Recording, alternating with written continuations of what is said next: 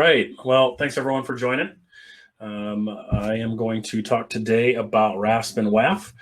Hopefully those mean a little something to you. If not, I will walk through each product type and kind of dig into them in depth, hopefully. So I am David Lindner. I am the CISO at Contrast Security. I actually lead our internal research teams as well. So I've kind of a broad background, been in AppSec specifically for the better part of 20 years, mostly in consulting and so on and so forth. A lot of data engulfing, huge into IoT mobile stuff, and go Hawkeyes. Right now I think I'd rather be up in Calgary than down in the US. So, not so breaking news. Software applications are vulnerable. Big light bulb, right? Of course they are. They've been vulnerable since the dawn of time. And frankly, over the years, not a whole lot has changed other than us creating more and more software and creating it faster.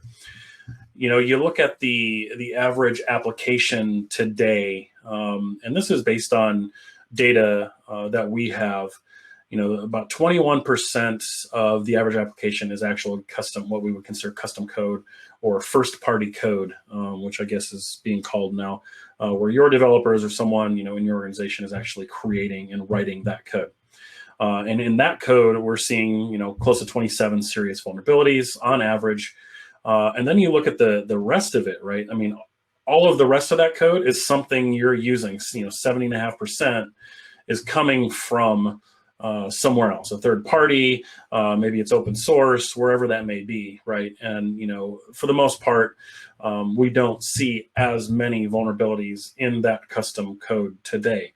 But that being said, it's still a major problem, and that could be a whole nother talk. But we are in kind of a software security crisis. But the reality is we have been, right? I started off by saying, software is vulnerable, right? It is. Look at over the years, the number of things that we have tried to do to make things better. And we've done a lot of amazing things, all the way back to, formal methods. We had vulnerability disclosure, dynamic scanning, OS top 10 in 2001. Can you believe it's been almost 20 years? Next year will be hopefully another rev of the OS top 10. So that'll be kind of the 20-year bang for that. And ever since then, static analysis, different compliance metrics where they're baking in the top 10 and application security into, PCI and NIST 853 and you name it. Then we had WAFs and you name it. We've gone through the gambit of change in AppSec specifically. But it really hasn't changed the fact that people are still attacking our applications. We have the luxury of having a bunch of data of the types of attacks that we've seen. And in our yearly report from the last year or so, we noted that there were just over 13,000 attacks per application each month. Which may sound like a lot, it may not. Obviously some had a whole lot more than others, and that kind of weighs into it as well.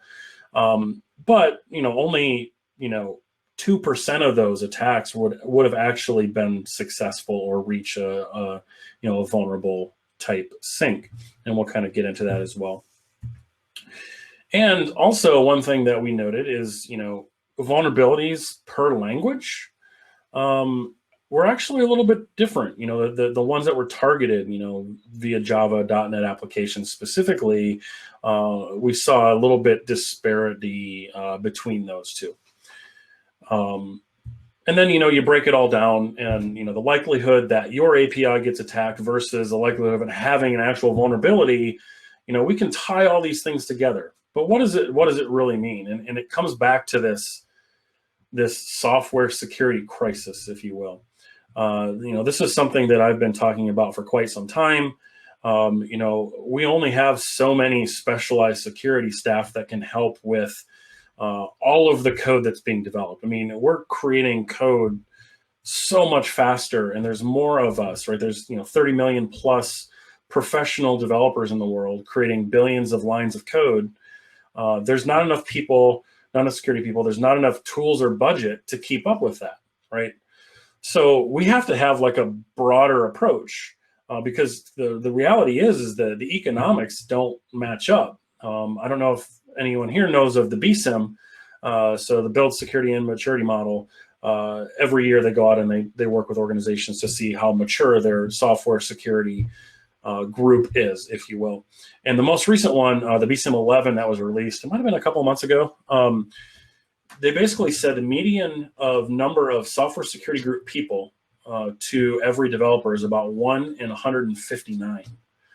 And that's only getting worse. The BSIM 10 was about 1 in 73. So that right there tells us that we've got to have a bigger, broader approach. So one thing that we tried to do early on was, hey, we know firewalls, right? Way back when in the early 2000s, like that was the thing. Make sure your firewalls are good. Make sure they're not allowing things in or out that they shouldn't. Make sure they're patched. All this stuff. We're like, hey, we know firewalls. Why don't we create a firewall for web applications? So quickly we're like, hey, we can probably do this, and quickly we deemed that the WAF, a web application firewall, right? So we tried to create a firewall to solve a problem that wasn't really a firewall problem. So in 2002, mod security was born. I'm sure most of you who have worked with mod security have probably done it for a while. It's been around for, again, almost 20 years. And it's definitely come a long way in that 20 years from when it was first born. But we quickly noted that there's definitely some issues, right? It is a layer 7 thing. So it's used to stop scanning potential attacks against the application layer, hence the web application firewall or WAF name, right? It does require a lot of tuning. So there might be bypasses, or maybe a framework comes out with some new vulnerability that was discovered, some CVE or whatever. You've got to make a patch to your WAF. There's a lot going on there. I've seen things from folks where it's like, hey, does the RASP cover these things? Because we've had to patch all this stuff for our WAF. I'm like, yes, out of the box, right? And then alerts. So for those of us who have worked with WAFs for a long time, like, if we were face to face, I'd be like, hey, what do you do with these? My guess is not much, right? It's there for kind of peace of mind. It's there. Maybe in some cases you're using it for some, threat intelligence, things like that. But for the most part, there's too much going on. It's blocking too much. And the only time you really look at it is when you need to tune it, because it's either blocking legitimate traffic or it needs to be updated or tweaked to block traffic that is malicious. So how does a WAF work? So a WAF is, I don't want to but the reality is it really is. It looks at the incoming traffic at the layer 7. It looks at the application HTTP traffic, and it says, hey, does this look malicious? And the way it does that is it says, hey, here's a bunch of other expressions, or maybe it's got specific keywords and things like that it may be keying on to look for in that HTTP request, headers, body, cookies, method type, whatever it might be. And so in my example here, if I submit contrast or 1 = 1 .. that looks like I'm trying to perform SQL injection on the back end. So if I submit that, right, and the WAF sees that, more than likely it's going to block it, saying, hey, this looks like SQL injection. Someone's trying to be nefarious or malicious. No reason to let that go. But what if I told you that the back end wasn't actually doing SQL, or there wasn't a SQL call? The WAF doesn't care or know what's going on beyond it, right? So similar here, what if I change the input to ;cat Etsy password, which is a pretty well-known proof of concept for command injection to get something to run on the local system in a command context. So a WAF would also look at this and say, hey, this looks malicious or nefarious. I'm going to block it. Or I'm going to, whatever my rule might be, I'm going to take care of it and not really spend any time, investigating or anything like that. And these alerts probably don't go anywhere. They probably go in some bucket and no one really ever looks at them because, we're comfortable with it. So one analogy that I use is, going to a zoo, right? So let's say there's a zoo and there's this new fence that they've put up outside the monkey cage, and it's a very smart fence. And that smart fence only allows bananas, right? So when the guests come and they visit the monkeys, they can buy a bulk of bananas and throw the bananas through the fence, and it lets them through. Anything else, it'll block them and say, no, sorry, you can't throw those apples, oranges, whatever else. But what if I want to allow some of that stuff, right? How would I, and how does it determine when the difference between, you know, a banana, an apple, an orange, whatever it might be? So again, it gets back to, you know, and every WAF is a little bit different. It does all sorts of scoring and things like that. You know, we could spend a week talking about the different scoring mechanisms and methodologies that the WAFs use. But for the most part, it's using regular expressions. So it's got a bunch of these regular expressions based on input types, you know, whether it's a header, parameter, things like that. And it looks for, you know, maliciousness and things that should just never come in the input context that it might be coming in, right? Like, so you see like the on-click events, right? Any of you who have been a part of bug bounties or bug hunting or anything like that, you know, when you're looking for XSS, a lot of times using those on events will prove out your proof of concept, right? But, you know, you look at the on events here, there's only, what, 3 of them. But in reality, if you go through all the browsers, there's almost 400 that need to be blocked. So it's one known area of concern in a WAF is, you know, out of the box, they may not be blocking all the things that it should. But a lot of that gets back to, hey, if it's blocking things that it shouldn't, now I'm blocking real traffic. So now I got to tune it, because I know I want more of the bananas. I want my monkeys to be happy. You know, they like other fruits and stuff like that. So I'm going to tune it. So now it's going to allow bananas, apples, oranges, you know, whatever else the monkeys want to eat. And so I have to tune it. And this gets back to that, really understanding in depth what's going on in the system. And anyone who's ever, you know, added a mod security rule or tried to tune one knows that they're ugly. And it's not the most straightforward thing. You look at this, you know, request here, and it's talking about different mail. It's talking about white spaces, different character cases, system commands. It's not very straightforward. I mean, you basically have to have someone full-time that's doing the tweaking, that's tuning these things, and that can really understand the quote-unquote language that is needed to apply to, you know, mod security or whatever WAF you may be using. Now, some of the WAFs, like the AWS WAF and things like that, they try to make it easier for you so you don't have to really get in depth like that. But I've seen a lot of things show that mod security is actually probably the best one with the OWASP rule set applied to it. But then again, you have to have someone manage it. So, but we run into problems still, right? WAFs have been known to have lots of bypasses over the years. You know, back to our analogy where we wanted to allow the bananas and apples and oranges, but what if I send you know, a rotten apple over? It still looks like an apple to my specialized fence, and so it gets over, and then my monkey gets sick, right? So, you know, they're just ways around that WAF. It is a good control layer. I'm not going to say that. It's very good at bot blocking. It's actually very good at cross-site scripting detection, things like that. And it definitely plays a major role in an overall architecture. You know, but some of the common downfalls we've already kind of talked about. You know, there's alert fatigue, which is a huge problem in cybersecurity today, is alert fatigue. I mean, you know, I've been on teams where we're using systems and it's like, oh my gosh, we can't even tweak this to the point where it stops the alerting, so we just shut it off. Well, then it's not real useful, right?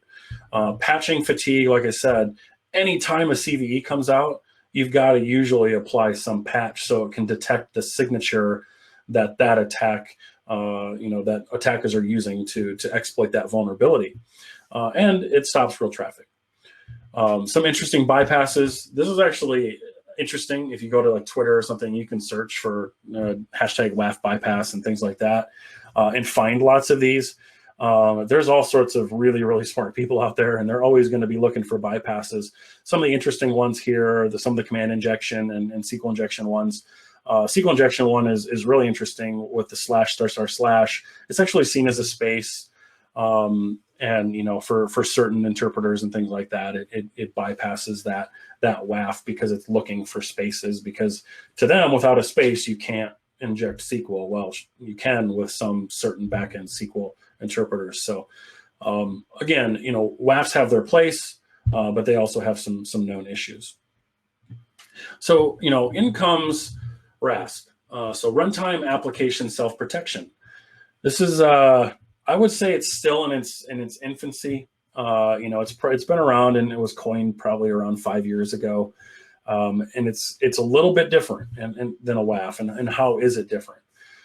Well, it's the same. It's at the layer 7, right? It's used to stop real attacks. But instead of being a perimeter-based thing, now we're inside the application. It's living in the actual application itself, in the VM, the JVM, whatever the application is running in.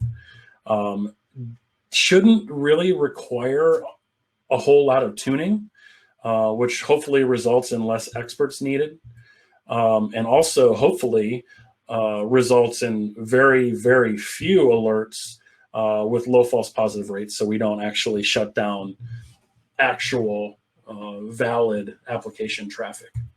Some things that are different is it has more vision, right? It can see into the application because it's living in the app. It's instrumenting the code and know the context of the data and the attack, something that a WAF will never have and can't, because it can't see into the application. So it has more intelligence. It has observability into what's really going on. We can monitor security like we do with, say, New Relic. I'm sure everyone here has used something like a New Relic to monitor the performance of their applications. It's very similar, right? It's living in the app and it's monitoring what's going on.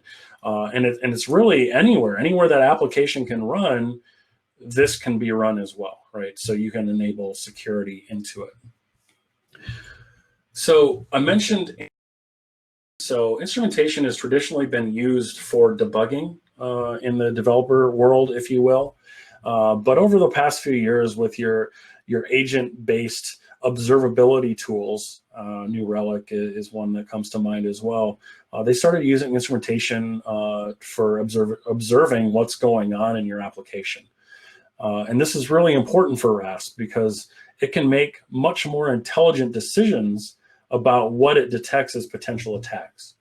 So as we go back and we look at some of the things that what I showed you before, the different types of attack against a WAF. So if a RASP sees this sort of attack, the contrast or 1 = 1 -- and it says, okay, this looks like an attack, it doesn't just stop there.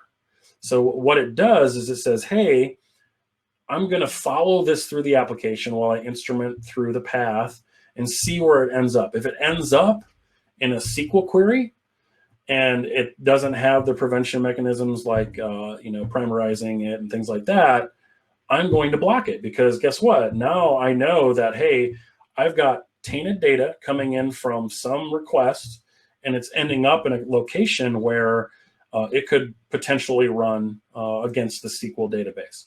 So RASP say, hey, hold on, we're going to block that. And now when the SOC team or your AppSec team or whoever is managing this gets an alert, they're very confident that either one, they know that they have a vulnerability there, or two, they need to get on that and get it fixed. In retrospect, it's one of those things where it's probably something we could have done years and years ago, but just never really got there. I know, like early on in the OWASP days, a friend of mine created. Oh gosh, I forgot what he called it. It was a toolkit that you could, like a Java filter that you could put into your application, and it would detect attacks like that. But it was never really thought about using instrumentation. So now we look at the similar attack that we talked about before in the WAF, the semicolon cat etsy password.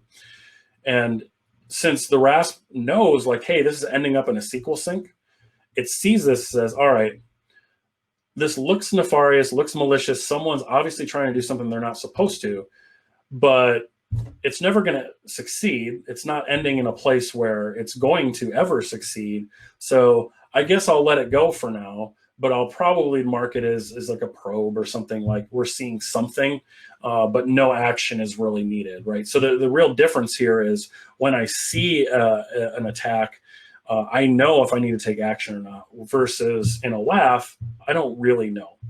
So what we can do is we can break it down. So I want to talk through one kind of in detail RASP example, and we'll look at SQL injection. So the first thing it does is it has to know about sources. A source is something that we or RASP has to label as tainted data coming in from somewhere. In this case, you look at get parameter. That is an HTTP request. Get parameter is just a parameter that someone is sending in, like a username or favorite color or whatever it is. But since that's coming from the end user, coming from a tainted location, we're saying this is a source. So this is a source of taint. So in this example here, user is the taint. So we say get parameter is our source, and user and the value is the taint. And on the other end, we have to know about the sink. So where does that request end up? Where does that taint end up? So we know what the source is. Now we need to know what the sink is. So if the sink is execute query, now I know that my tainted data is ending up in a sink that in most cases is vulnerable, right? So now I've got the full picture of what's going on. So how do we detect this in a way where we know we can still be very consistent and very, very low risk for false positives? Because, we could just say like a WAF, like, hey, this looks like one, I'm going to block it. But we a RASP wants to take it one step further than that.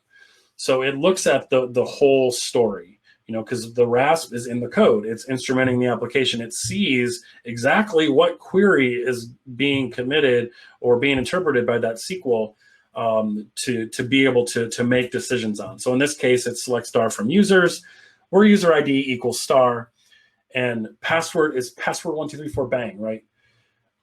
So that's what it wants to run. So it's grabbing the user that's coming from the taint from the end user, and it's just putting it directly in this dynamic query. So how does a RASP look at that and say, all right, okay, now I've determined, like in this case, you see for the username, I entered test@example.com or 1 = 1. Very common hackerish type thing to see if the application reacts differently. So what the RASP can do is it can break that all down. It can tokenize the actual SQL query and know exactly what's going on and determine if there's been boundaries crossed, right? So for a user ID, it's expecting a literal. That's it, right? But in this case, I'm getting a literal, I'm getting an operation, and then I'm getting some sort of expression. And then all of a sudden I have a comment block. Completely different from the original intent of that SQL query. And the RASP can detect that something's changed and a boundary is being crossed, right? So, and this is all done at the sink. So it's like, okay, we're going to do this execute query, and the RASP is going to step in before that query is executed and really dig into what's going on and what should be. So it's basically kind of a sandbox, if you will, but it's going to look at that full query and be like, oh, wait a sec, this shouldn't succeed.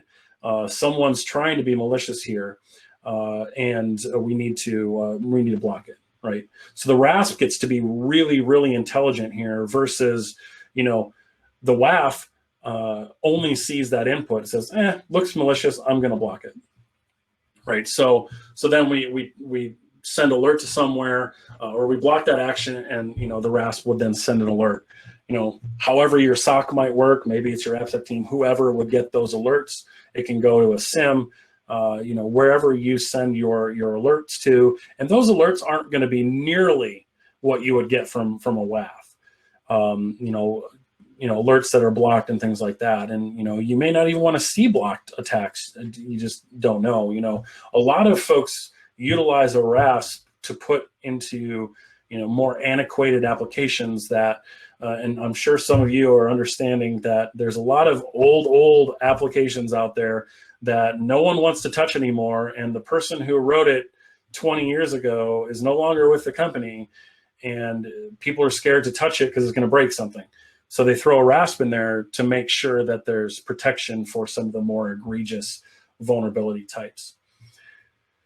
So to really look at this from a different perspective and what a RASP really is, it's like a monitor, like a tire pressure monitor for your, you get that instant feedback, and like, your tire monitor says you're at 0.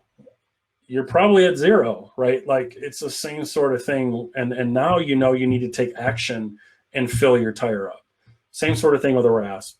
You get that block, you get that exploited depending on what mode you have it set in, and you should take some sort of action or need to forensically examine something. And this is what it looks like, right? So way different than a WAF. You've got your high-level vuln types, command injection, cross-site scripting, cross forgery, so on and so forth. And you're basically just turning them on or off, right? There's no real tweaking. You're not, creating these esoteric rules and need someone who's like full-time tweaking these rules and applying patches and doing all these things all the time. So it's just a different mindset of similar technologies, but they have different insight and observability points into your application. Now, RASP sounds great, right? Well, there's also downfalls of RASP. As many of you can probably think, it's very language and framework specific. Since I'm instrumenting, or the RASP is instrumenting some application, it's got to know that this is Java, that it's running Spring XYZ version, that it's using Timeleaf, that's using this, that, and the other, because it has to be able to follow that input all the way through the application from source to sink, right? So it's very language and framework specific. So if organizations are tweaking frameworks, if they're, bringing in a framework and rewriting it, whatever they might be doing, there may need to be some customizations done by the vendor, the RASP vendor, to apply to your frameworks. Unfortunately, bypasses. So yes, there's bypasses. There's never going to be a product that's perfect. Bypasses most of the time result in some sort of code change. It is a nature of RASP. It is a little more difficult to install, because it's very language specific. So it's got to be installed usually by different teams, right? So this is going to be probably your DevOps team or your Cloud Eng team or whoever is managing your pipelines. They're going to be the ones that need to, make sure the agent is installed when it needs to be installed and things like that. And the other thing that's been really hard for folks is we're so used to WAF. In a RASP, you oftentimes don't see anything, right? Because it's so specific and false positive, are very, very low. It's not like a WAF where you're seeing all sorts of traffic all of the time. As I mentioned early on, these application security is starting to get into standards, not starting, is really in standards, and RASP is already in. They're in FISMA and NIST 153. They're in PCI now. So RASP is definitely a thing, and I don't see it going away anytime soon.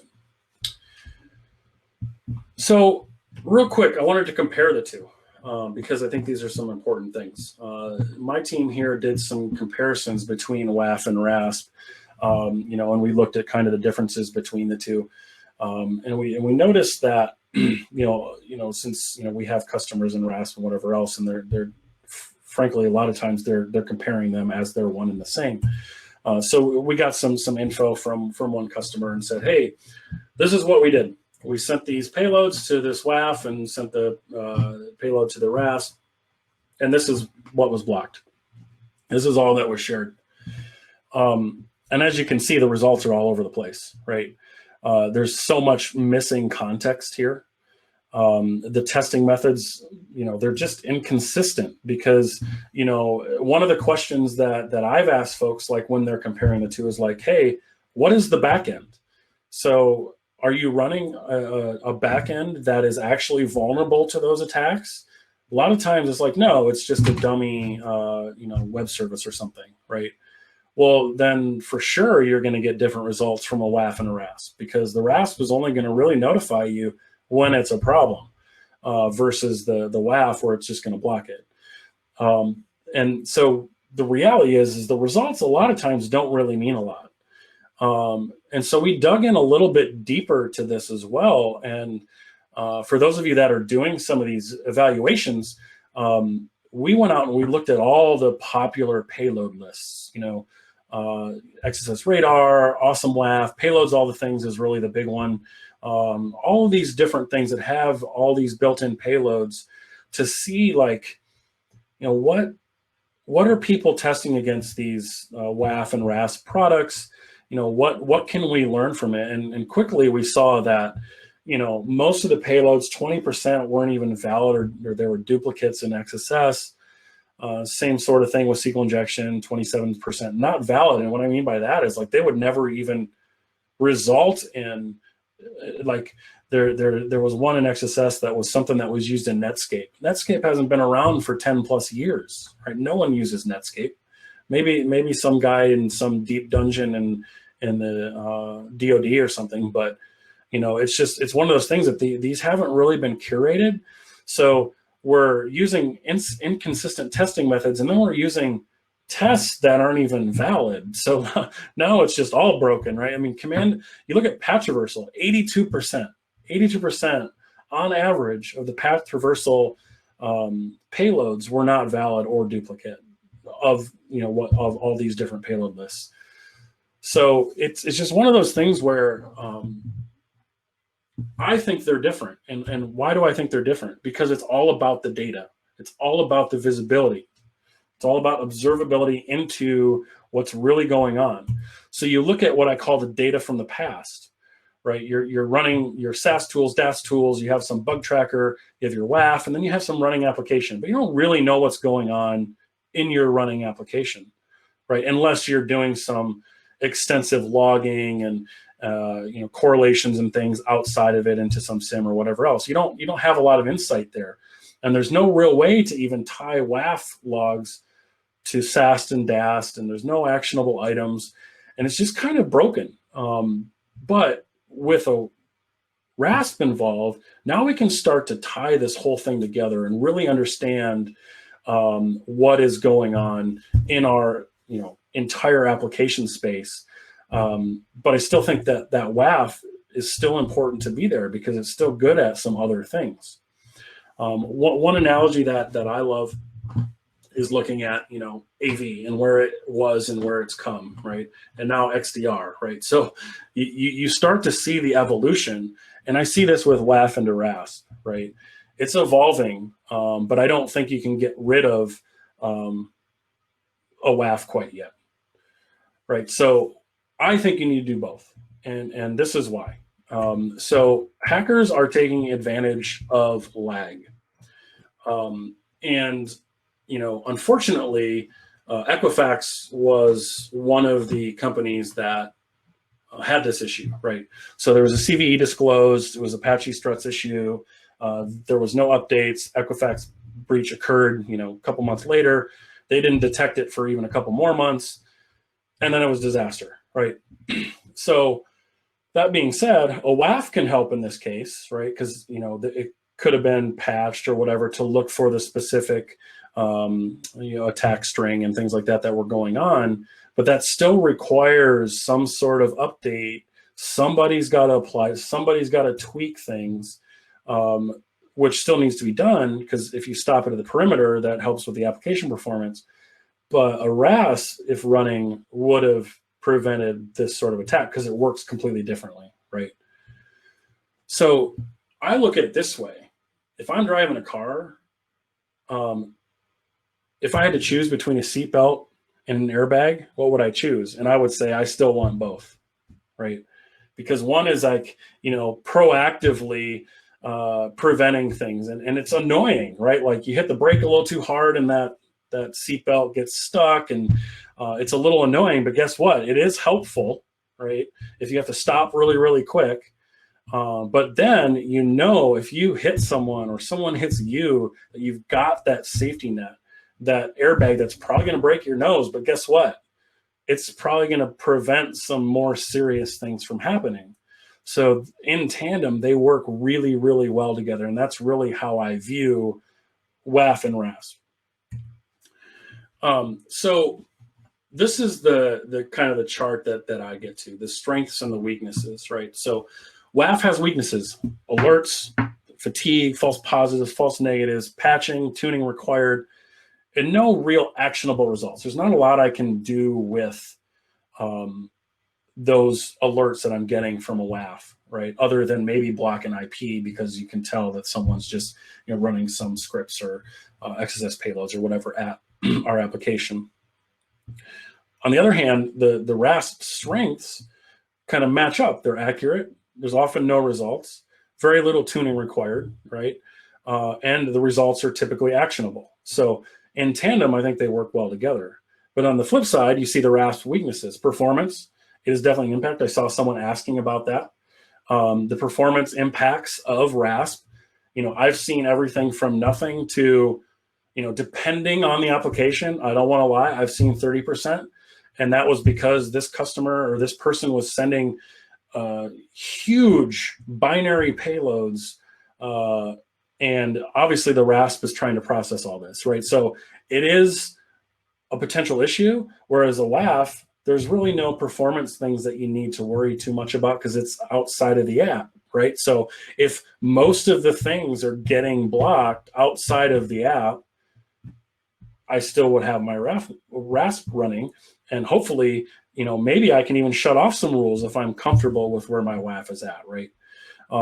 RASP is language and framework specific. No way to get around that. There are a lot of semi-RASP tools in the market, but the reality is true RASP is actually running in the VM. It has to know the language. It has to know the frameworks, period. Whereas the WAF, language agnostic. So you can put that in front of things. Say you've got some old PHP or something that's running that there's no real RASP for. You can still have your WAF running there too. One of the weaknesses I didn't talk about before for RASP is it's not environment aware, right? So environment aware to me means that it doesn't know what else is going on around it. So that sometimes does result in some issues. Whereas the WAF might have a few more pieces of understanding what's going on in the environment around them. So I think you need to use them both. I think someday they'll kind of merge into one where some of the rules like cross-site scripting and things like that are probably better at a perimeter and easier to detect at a perimeter that would move those out. But I'm hoping someday there'll be, kind of a single solution. And that's it. So if there are any questions, let me see. Yeah, you can definitely use the charts. I can even probably try and link to the yearly report that's freely downloadable. I think I kind of went over the performance impact. RASP definitely has performance issues, no doubt about it. And there's no real way around it, because there's so much going on when it's instrumenting your application. Now, it definitely doesn't have nearly the performance impacts that IAST or the full-blown interactive application security testing model has, because it doesn't have to do a lot of the instrumenting of the propagators, through the way the data flows. But there definitely are performance impacts. Scalability, not usually. I mean, so internally we use our own RASP in our systems. We're a heavy DevOps shop. We spin up new systems frequently when load changes. I mean, it's really easy. I mean, if you have everything done as like infrastructure as code and things like that, I mean, it is so slick.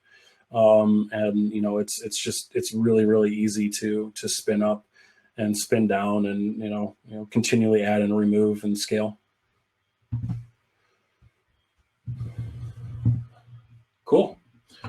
Anything else? Awesome. Well, thanks everyone for joining me today, and feel free to reach out and if you have any other questions. Have a great one.